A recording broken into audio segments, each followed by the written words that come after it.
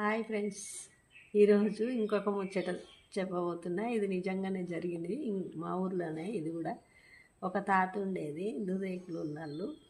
అయితే ఆ తాత అందరికీ తాత కావాలి ఊళ్ళో.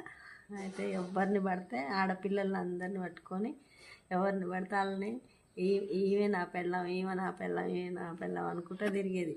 పెళ్ళిళ్ళు అయిన వాళ్ళని కూడా అట్లనే అనుకుంటూ తిరిగేది. అయితే ఒకరోజు ఏం చేసిరంటే వాళ్ళ భర్తలు, ఈ ముసలోడు ఊరికే నా పిల్లం అనుకుంటూ తిరుగుతుందని చెప్పి ముసలోడిని ఇంట్లోకి పిలిపించి ఇక బర్రె కుడితి మీద పోసి ఇక ముసలోడిని మొత్తం బట్టలన్నీ ఊడబికిచ్చి ఇక ఆగమాగం చేసి ఇంకొకసారి అంటావా అందరు నా పిల్లలు అంటావా అని చెప్పి ఇక అట్లా చేసి బయటికి పంపించారు.